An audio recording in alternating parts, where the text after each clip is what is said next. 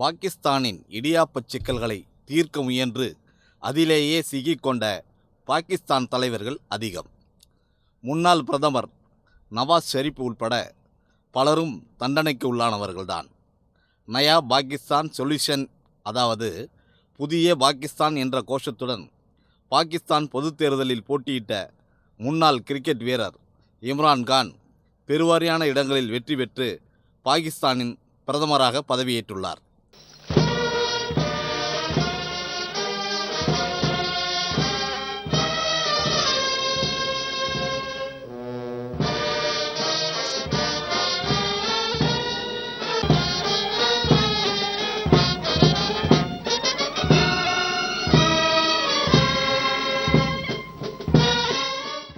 பாகிஸ்தானின் பிரதமர் பதவி என்பதே அணுகுண்டு மீது அமர்ந்திருப்பது போன்றது என விமர்சிக்கும் அரசியல் நோக்கர்கள் பாகிஸ்தானின் பிரச்சனைகள் இம்ரானுக்கு பெரும் சவாலாக அமைவது உறுதி என்கிறார்கள். இம்ரான்கானுக்கு இருக்கக்கூடிய மிகப்பெரிய சவால் அரசியல் அரங்கிலிருந்து அல்ல, வெளிநாட்டு உறவுகளிலிருந்து அல்ல, பாகிஸ்தானுடைய பொருளாதாரத்திலிருந்து இருக்கும். பாகிஸ்தான் மிகப்பெரிய பொருளாதார நெருக்கடியை சந்தித்து வருகிறது. அதற்கு இருக்கக்கூடிய அயல்நாட்டு கடன்களுடைய எண்ணிக்கை மிகப்பெரிய அளவில் இருக்கிறது. அதற்கு இதனால் கிடைத்து வந்த அமெரிக்க உதவிகள் குறைந்து வருகின்றன. அதனுடைய ஏற்றுமதி குறைந்திருக்கிறது, தொழில் வளர்ச்சி குறைந்திருக்கிறது. அதனால் அதனுடைய பொருளாதாரம் மிகப்பெரிய நெருக்கடியில் இருக்கிறது. இதை சரி செய்ய வேண்டுமானால் ஒன்று, அவருக்கு இருக்கக்கூடிய இரண்டு வாய்ப்புகள் இருக்கின்றன. ஒன்று, அமெரிக்காவோடு இருக்கக்கூடிய உறவை சரி செய்து கொள்வது என்பது. ஆனால் அது அவ்வளோ எளிதான ஒரு விஷயமாக இருக்காது. அதன் காரணமாக அவர் சீனாவை நோக்கி திரும்பக்கூடும். சீனா அங்கு ஏற்கனவே $66 பில்லியன் அளவிற்கு முதலீடு செய்வதற்கு ஒப்புக்கொண்டிருக்கிறது. ஒரு பட்டுப்பாதை என்கின்ற ஒரு முயற்சியின் கீழாக அங்கு இருக்கக்கூடிய உள்கட்டமைப்பு வசதிகளை உருவாக்குவதற்காக $66 பில்லியன் சீனா அங்கு முதலீடு செய்ய இருக்கிறது. எனவே அவர் சீனாவின் பக்கம் நோக்கி திரும்பக்கூடும். அவருக்கு ஏற்கனவே அமெரிக்காவிற்கு எதிரான மனோபாவம் கொண்டவர் என்கின்ற ஒரு பெயர் உண்டு. அமெரிக்காவை பல நேரங்களில் கடுமையாக விமர்சித்து வந்திருக்கிறார். தாலிபானுக்கு ஆதரவாக பேசி வந்திருக்கிறார்.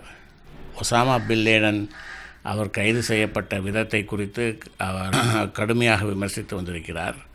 சதாம் ஹுசேனை போல அவரையும் வழக்கு நடத்தி தண்டித்திருக்க வேண்டும் என்ற குரலை அவர் பேசி வந்திருக்கிறார்.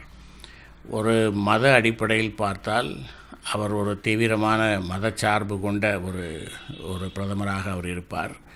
அதன் காரணமாக அமெரிக்காவோடு ஒரு நெருக்கத்தை ஏற்படுத்திக் கொள்வது என்பது கடினமாக இருக்கும். ஆப்கானிஸ்தானில் மீண்டும் பிரச்சனைகள் தொடங்கி இருக்கின்றன. எனவே அமெரிக்கா இந்த விஷயத்தை அவ்வளவு எளிதாக எடுத்துக்கொள்ளாது. ஆனால் அதே நேரம் சீனா அங்கு நிறைய முதலீடுகள் செய்து பாகிஸ்தானை தன் பக்கம் வைத்து கொள்ள வேண்டும் என்ற முயற்சியில் இருக்கிறது. எனவே இவர் சீனாவை நோக்கி திரும்பக்கூடும்.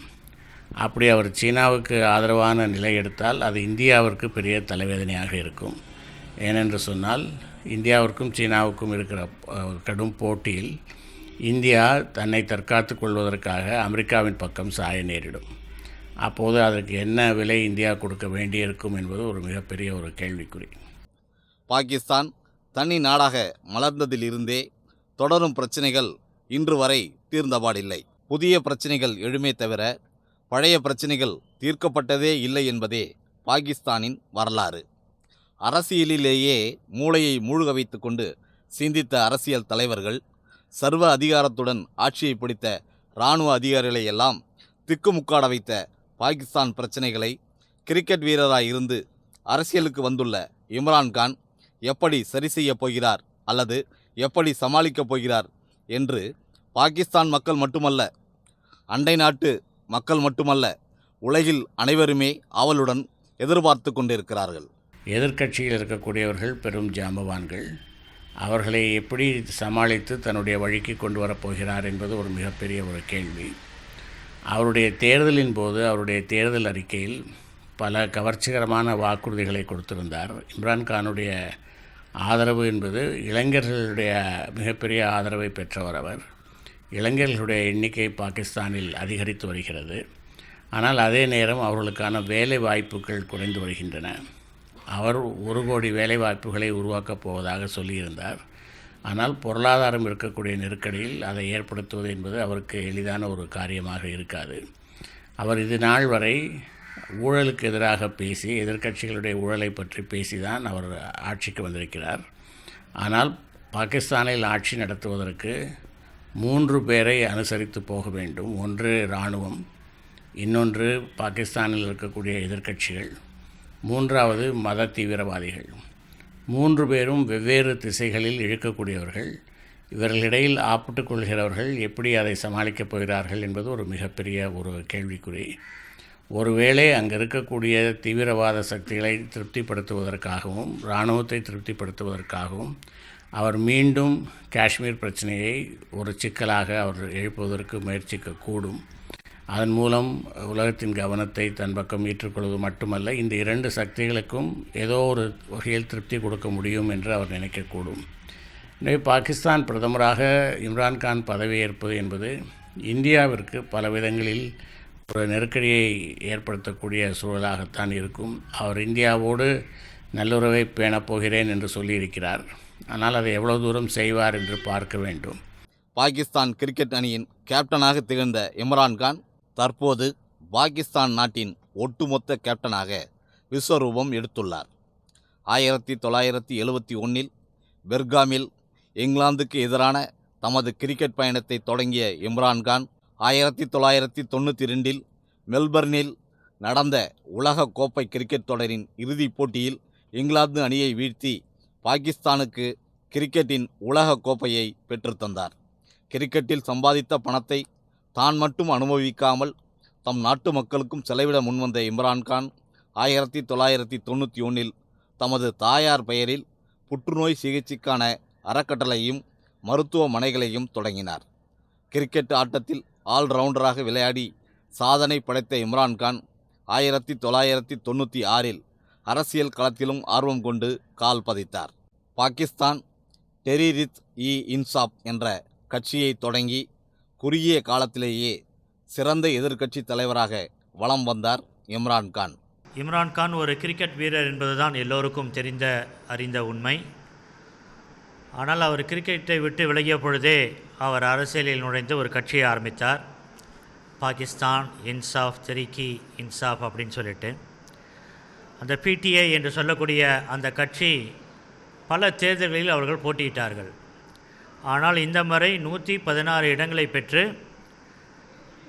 தனிப்பெரும் கட்சியாக, மெஜாரிட்டி அவங்களுக்கு இல்லாட்டி கூட அவங்க தனிப்பெரும் கட்சியாக அதிக இடங்களை பெற்று அவர்கள் நேஷ்னல் அசெம்பிளி என்று சொல்லக்கூடிய அவங்க பாராளுமன்றத்தில் அவர்கள் இடம் பிடித்திருக்கிறார்கள்.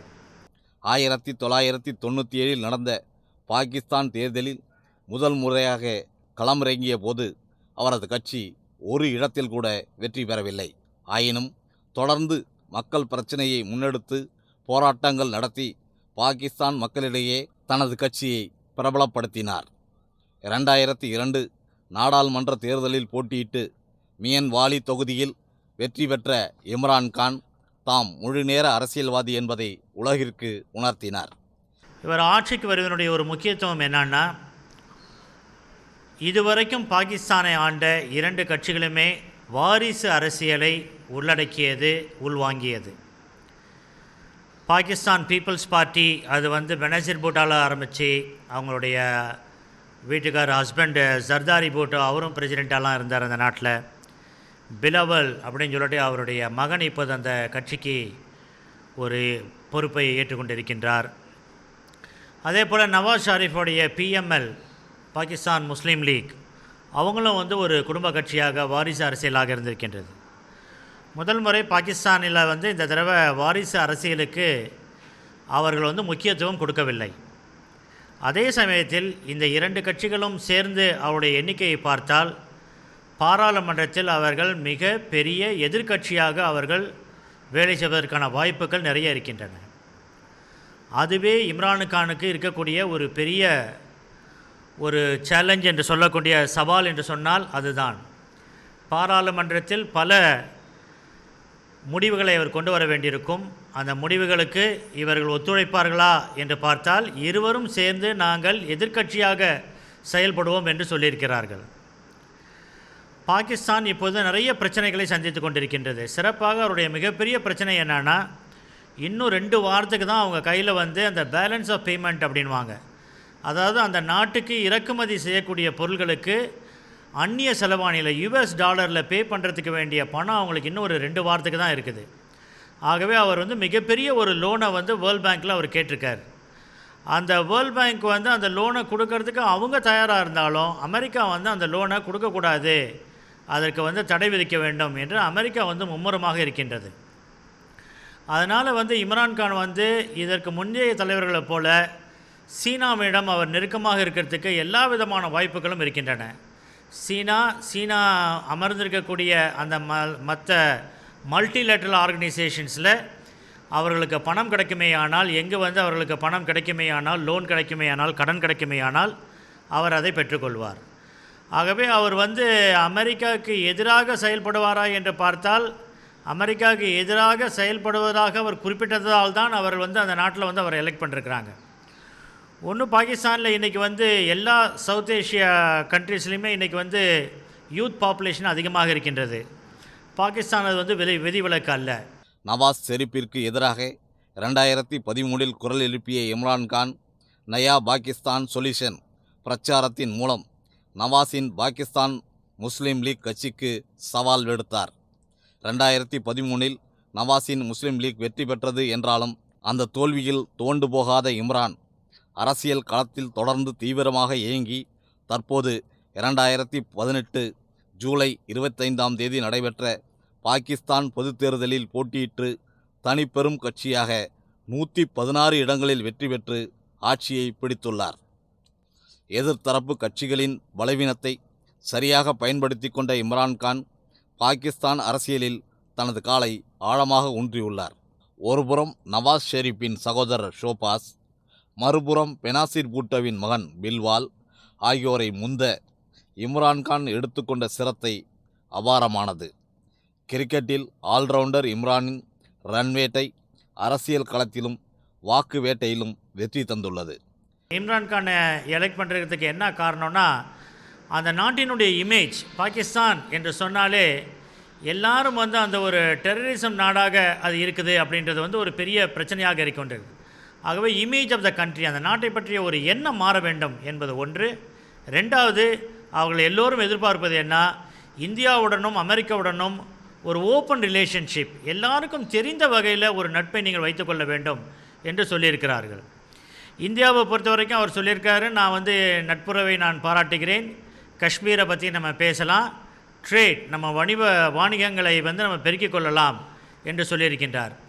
ஆனால் இதற்கு முன்னாடி வந்து நவாஸ் ஷெரீப் கூட வந்து வணிகத்தை பெருக்கிக் கொள்ள வேண்டும் என்று சொன்ன பொழுது அந்த நாட்டினுடைய இராணுவம் வந்து அதற்கு ஒரு பெரிய தடையை விதித்திருந்தது. அதனால்தான் அவராலையும் வந்து முன்னே செல்ல முடியவில்லை.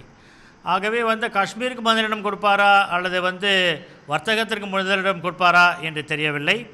ஆனால் இந்த கிரிக்கெட் வீரர் என்ற பெயரில் நன்கு தெரிந்தவராக இருக்கின்ற காரணத்தினால அவர் வந்து எல்லாத்தையும், காஷ்மீர் உள்ளிட்ட எல்லா பிரச்சனைகளையும் உள்ளடக்கிய பேச்சுவார்த்தைகளை நடத்தலாம் என்று சொல்லியிருக்கின்றார். ஆகவே இதுவரைக்கும் வந்து ஒரு ஸ்டேல்மேட்டாக பாகிஸ்தானுடைய எந்த உறவும் இல்லாமல் இருந்த ஒரு நிலையில் பேச்சுவார்த்தைகள் துவங்குவதற்கான ஒரு சூழ்நிலை உருவாகியிருக்கின்றது. ஆனால் எவ்வளவு தூரத்துக்கு வந்து இம்ரான்கான் வந்து தன்னிச்சையாக செயல்பட முடியும், சுதந்திரமாக செயல்பட முடியும் என்பது தெரியவில்லை. அங்கே இருக்கிற இராணுவத்தினரும் சரி, அங்கே இருக்கக்கூடிய இன்டெலிஜென்ஸ் ஏஜென்சிஸும் சரி, அவர் மேலே வந்து அவருடைய சப்போர்ட்டில் தான் அவர் வந்து பதவிக்கு வந்தார் என்பது இன்றைக்கி பாகிஸ்தானில் வந்து பெரும்பாலான அரசியல் கட்சிகளால் பேசப்படுகின்றது. அதே சமயத்தில் வந்து எலெக்ஷன்லேயும் வந்து முறைகேடுகள் இருந்தன என்று சொல்கின்றார்கள். ஆனால் யூரோப்பியன் யூனியன் மற்றவங்கள்லாம் வந்து இந்த எலெக்ஷன் அப்சர்வர்ஸாக பாகிஸ்தானில் இருந்தபோது அவர்கள் சொல்கிறார்கள், முந்தைய எலெக்ஷனை விட இந்த தடவை நடந்த எலெக்ஷன் வந்து ஃபேராக தான் இருந்துச்சு அப்படின்னு சொல்லியிருக்கிறார்கள். அந்த நாட்டினுடைய பிரதமராக அவர் இன்றைக்கி இருக்கக்கூடிய சவால்களை எடுத்துக்கொண்டு எப்படி செய்வார் என்பது பொறுத்திருந்து தான் நாம் பார்க்க வேண்டும். ஆனால் அவருக்கு இருக்கக்கூடிய ஒரு ஸ்ட்ரென்த் அப்படின்னு நம்ம சொன்னால், அவர் ஒரு இளைஞர்களை அதிகமாக தன் பக்கம் வைத்திருக்க காரணத்தினால பாகிஸ்தானுக்கு ஒரு புதிய முகத்தை அவர் கொடுப்பார் என்பதுதான் எல்லோராலும் எதிர்பார்க்கப்படுகின்றது. நவாஸ் ஷெரீப்பின் பாகிஸ்தான் முஸ்லீம் லீக் கட்சி 64 இடங்களிலும் பெனாசிர் பாகிஸ்தான் மக்கள் கட்சி 43 இடங்களிலும் வென்றுள்ள நிலையில் இம்ரானின் தெஹ்ரிக்-இ-இன்சாப் கட்சி 116 இடங்களை பிடித்து தனிப்பெரும் கட்சியாக உருவெடுத்துள்ளது. 342 உறுப்பினர்களை கொண்ட பாகிஸ்தான் நாடாளுமன்றத்தில் பெரும்பான்மையை நிரூபிக்க இம்ரானுக்கு 172 உறுப்பினர்களின் ஆதரவு தேவை. இதையடுத்து பாகிஸ்தான் நாடாளுமன்றத்தில் நடைபெற்ற பிரதமருக்கான வாக்கெடுப்பில் முன்னாள் பிரதமர் நவாஸ் ஷெரீப்பின் சகோதரர் ஷாபாஸ் ஷெரீப்புக்கு 96 உறுப்பினர்களும் இம்ரானுக்கு 176 உறுப்பினர்களும் வாக்களித்தனர். இதையடுத்து பாகிஸ்தானின் 22வது பிரதமராக இம்ரான் தேர்ந்தெடுக்கப்பட்டு பாகிஸ்தான் பிரதமராக பதவியேற்றுள்ளார். அவருக்கு ஜனாதிபதி மம்னூன் உசைன் பதவி பிரமாணம் செய்து வைத்தார். बिस्मिल्लाहिर्रहमानिर्रहीम। बिस्मिल्लाहिर्रहमानिर्रहीम। मैं इमरान अहमद खान न्याजी के मुताबिक के दस्तूर और कानून के मुताबिक और ये कि मैं किसी शख्स को और ये मैं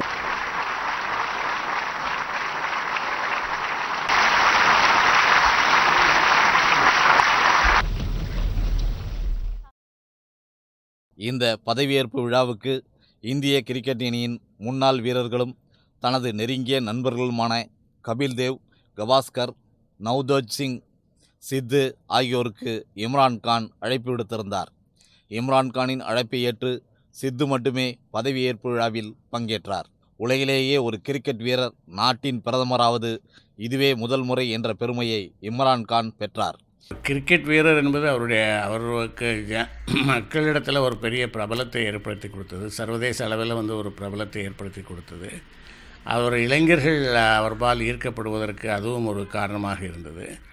ஆனால் அது மாத்திரமே ஒருவரை அரசியலில் தகுதிப்படுத்தி விட முடியாது. அவர் அதை தவிர பல சமூக சேவைகளையும் அவர் செய்து வந்திருக்கிறார். பாகிஸ்தானியர்களுடைய நோக்கில் பார்த்தால் அவருக்கு ஒரு நல்ல பெயர் இருக்கிறது. ஏனென்றால் பாகிஸ்தானியர்கள் 2 விஷயங்களினால் சலித்து போயிருக்கிறார்கள். ஒன்று, அங்கு ஊழல் அதிகமாகிவிட்டது என்று அவர்கள் நினைக்கிறார்கள். அது நாட்டினுடைய வளர்ச்சியை கெடுத்து விட்டது என்று அவர்கள் நினைக்கிறார்கள். உலகெங்கிலும் இருக்கிற இளைஞர்களைப் போல, பல இளைஞர்களைப் போல பாகிஸ்தானினுடைய இளைஞர்களும் நாட்டிற்கு வளர்ச்சி வேண்டும், தங்களுடைய வாழ்க்கையில் பொருளாதார வளர்ச்சி வேண்டும் என்று தான் எதிர்பார்க்கிறார்கள். அதற்கு இவருடைய கிரிக்கெட் என்பது அதற்கு உதவாது. ஆனால் வேறு சில அணுகுமுறைகளை மேற்கொள்ள வேண்டும். கிரிக்கெட்டில் இருந்ததனால் உலகமெங்கும் தெரிந்த ஒரு முகம், அது அவருக்கு போகிற இடங்களில் ஒரு உடனடியான ஒரு வரவேற்பை பெற்றுக் கொடுப்பதற்கு வாய்ப்புகள் இருக்கின்றன. ஆனால் அதை எப்படி பயன்படுத்தி கொள்ளப் போகிறார் என்பதை பார்க்க வேண்டும். புதிய பாகிஸ்தான் என்பது ஒரு கவர்ச்சிகரமான கோஷம், அவர் இளைஞர்களுக்கு முன்னால் வைத்த ஒரு கோஷம். ஏனென்றால் இப்போது இருக்கிற பாகிஸ்தான் மீது அங்கே இருக்கக்கூடிய எல்லோருக்கும் ஏதோ ஒரு விதத்தில் ஒரு அதிருப்தி இருக்கிறது. தீவிரமான மத தீவிரவாதிகளுக்கு அமெரிக்காவை பாகிஸ்தான் சரியாக கையாளவில்லை என்ற ஒரு அதிருப்தி இருக்கிறது. வேறு சிலருக்கு, ஒரு மிதவாதிகளுக்கு அமெரிக்காவினுடைய பேச்சுக்கு பாகிஸ்தான் பணிந்து விட்டது என்கின்ற ஒரு கருத்து இருக்கிறது. பல்வேறு தரப்பட்ட மக்களுக்கு அங்கே நாட்டின் மீது ஒரு அதிருப்தி இருக்கிறது. அவர்களுக்கு கிடைத்த வாய்ப்புகளை அவர்கள் சரியாக பயன்படுத்தி கொள்ளவில்லை என்று கருதுகிறவர்கள் இருக்கிறார்கள். இன்னும் சில பேர் அதை இந்தியாவோடு ஒப்பிட்டு பார்த்து, இந்தியாவும் நாமும் ஒரே நேரத்தில் சுதந்திரம் பெற்றோம், ஆனால் இந்தியா அடைந்திருக்கக்கூடிய அளவுக்கான வளர்ச்சியை நாம் பெறவில்லை, ஏன் பெறவில்லை என்கின்ற ஒரு கேள்வியை அவர்கள் எழுப்புகிறார்கள். அதையெல்லாம் மனதில் வைத்து தான் புதிய பாகிஸ்தான் என்று அவர் சொன்னார். புதிய பாகிஸ்தான் என்று சொன்னபோது மட்டுமல்ல, ஒரு வெளிப்படையான, ஒரு நேர்மையான ஜனநாயகத்தையும் நான் கொடுப்பேன் என்று அவர் சொல்லியிருந்தார். வெளிப்படையான, டிரான்ஸ்பரண்ட்டான ஒரு அரசாங்கத்தையும் ஒரு நேர்மையான ஜனநாயகத்தையும் நான் கொடுப்பேன் என்று அவர் சொல்லியிருந்தார். அது அங்கு அவ்வளவு எளிதில் சாத்தியமாகக்கூடிய ஒரு காரியம் அல்ல என்று தான் நான் நினைக்கிறேன். இந்திய பிரதமர் உள்பட உலகத் தலைவர்கள் பலர் இம்ரான்கானுக்கு வாழ்த்துக்களை தெரிவித்துள்ளனர். கிரிக்கெட் போட்டிகளில் வென்றது போல் அரசியல் களத்திலும் இம்ரான்கான் வெல்வாரா என்பதை பொறுத்திருந்துதான் பார்க்க வேண்டும். ஜெயா ப்ளஸ் செய்திகளுக்காக கவிஞர் மூரா சுந்தரமூர்த்தி.